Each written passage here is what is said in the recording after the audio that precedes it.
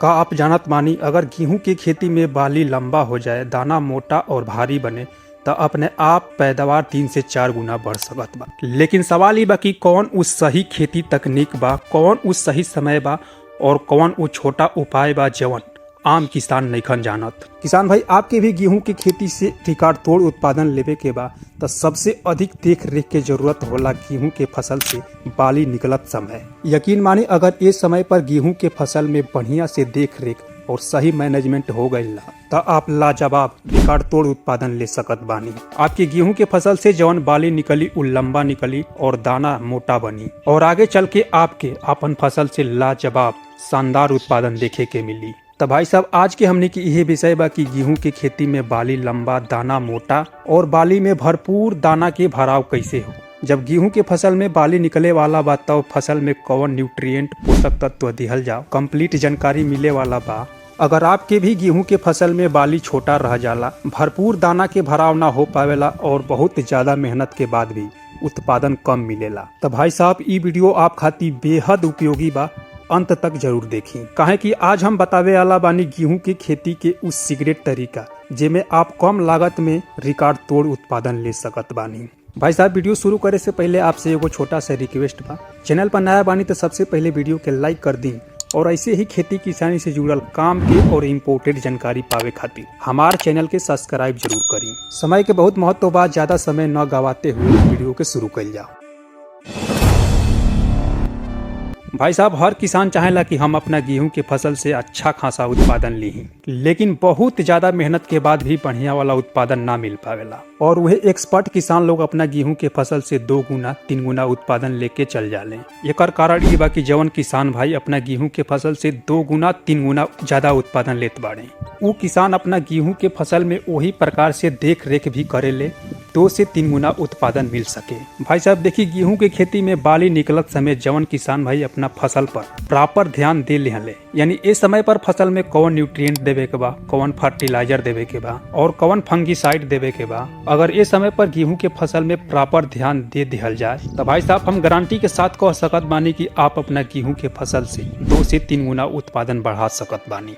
किसान भाई, गेहूं के खेती में बाली निकले के जब समय होला तो इस समय पर गेहूं की खेती पर विशेष ध्यान देवे के चाहिए। तो किसान भाई देखिए, उत्पादन बढ़ावे के सबसे अहम भूमिका जब फसल से बाली निकले वाला रहेला ना तब रहेला, यानी गेहूं के फसल में फ्लैग लीफ के अवस्था पर ही आपके 2 से 3 गुना उत्पादन बढ़ावे के सुनहरा मौका रहेला।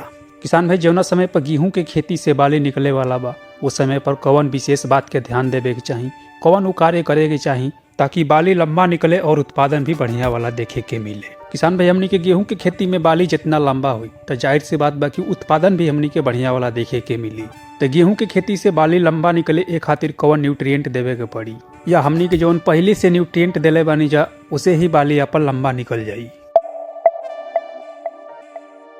तो भाई साहब देखिए, गेहूं के खेती से बाली लंबा निकाले के राज झंडा पत्ता ही होला। अगर वो समय पर अपन झंडा पत्ता स्वस्थ रही, बढ़िया से न्यूट्रिएंट मिली तो पौधा से बाली भी लंबा वाला आई और आपके 100% उत्पादन बढ़ जाई। बहुत से किसान असमंजस में रहे कि हम तो अपना गेहूं के फसल में पहले से ही बढ़िया न्यूट्रिएंट देले बानी, बढ़िया से तत्व पोषक तत्व के पूर्ति कैले बानी, तो बस अपन फसल से बाली लंबा निकली और डंडा पत्ता भी स्वस्थ रही। तो भाई साहब देखिए, ये सब तो ठीक बा, लेकिन गेहूं के फसल में बाली निकलत समय कुछ विशेष न्यूट्रिएंट देवे के पड़ेला। तो किसान भाई देखिए, गेहूं के खेती में जवना समय पर बाली निकले के रहेला ना वो समय पर पौधा के जड़ के विकास कम हो जाला, तो वो समय पर हमनी के करे के का बा, पौधा के जवन जड़ बाना ओके बढ़िया से बनावे के बा। काहे कि वो समय पर पौधा के जड़ के बढ़िया से विकास हुई तो आपके झंडा पत्ता भी स्वस्थ रही और बाली आपके लंबा वाला निकली। और यही समय पर गेहूं की खेती से बाली बढ़ावे खातिर कुछ विशेष न्यूट्रिएंट के भी प्रयोग करे के चाहिए। भाई साहब, ये समय पर गेहूं की फसल के ग्रोथ जवन बा कंट्रोल कर लेते बानी ना तो और बढ़िया हुई। तो अब बात कर जाए कि आप अपना गेहूं के फसल के झंडा पत्ता स्वस्थ रखल चाहत बानी, बाली लंबा वाला निकलल चाहत बानी और उत्पादन के बढ़ावल चाहत बानी, तो इस समय पर गेहूं के फसल में कौन न्यूट्रिएंट के जरूरत पड़ेला। तो किसान भाई देखिए, सबसे पहले तो जवना समय आपके गेहूं के फसल से बाली निकले वाला बा उस समय एगो फंगीसाइड के स्प्रे जरूर करे के चाहिए। काहे कि इस समय पर यदि आप फसल में एगो फंगीसाइड के स्प्रे कर देम ना तो एक तो आपके जड़ स्वस्थ रही और आपके झंडा पत्ता भी स्वस्थ रही, कोनो प्रकार के फंगस जनित रोग पकड़े के संभावना कम हो जाएगी। तो ए समय पर आपके एगो फंगीसाइड के स्प्रे जरूर करे के बा। लेकिन इस समय पर कौन फंगीसाइड के स्प्रे करे के चाहिए, तो आपके बता दी कि एगो इम्पैक्ट के नाम से फंगीसाइड आवेला। टेक्निकल साल्ट दो प्रकार के आवेला, एगो 18% और एगो 2%। किसान भाई टेक्निकल साल्ट के बात कल जाते एगो एजेक्सीएस्ट्रोबिन और एगो आवेला साइप्रोकोनाजोल। मतलब ये दूगो टेक्निकल साल्ट आवेला। ये दोनों ही टेक्निकल साल्ट के काम के बात कइल जाता साइप्रोकोनाजोल जौन बा ये आपके पौधा के ग्रोथ के कंट्रोल करी, और जौन एजेक्सीएस्ट्रोबिन बा वो आपके फसल के हरा भरा स्वस्थ यानी आपके पत्ती के डार्क ग्रीन करे के काम करेला। यानी आपके गेहूं के फसल में एक तरफ से ये डार्कनेस लावे के काम करेला। काहे कि पौधा में जितना डार्कनेस होई तो क्लोरोफिल अच्छा बनी, और जितना क्लोरोफिल अच्छा बनी उतना आपके फसल के पोषक तत्व भी भरपूर मात्रा में मिली। तो इस प्रकार से आपके बाली के विकास जीवन बा वो बढ़िया वाला हुई। तो देखिए ई फंगीसाइड के स्प्रे से तो आपके बाली लंबा वाला ना होई और उत्पादन ना बढ़ी। ई फंगीसाइड तो आपके पौधा के सिर्फ रोग से बचाई, लेकिन बाली लंबा करे खातिर और उत्पादन बढ़ावे खातिर इस समय पर कुछ न्यूट्रिएंट देवे के पड़ेला। तो किसान भाई ई हम जो न्यूट्रिएंट बतावे जात बानी ते में देखल जाए तो 5-6 प्रकार से पोषक तत्व एक ही न्यूट्रिएंट में मिल जाला, जैसे कि आयरन, मैग्नीज, जिंक और कैल्शियम, बोरोन, मैग्नीशियम और पोटास। ये 5-6 प्रकार के पोषक तत्व एक ही न्यूट्रिएंट में मिल जाला।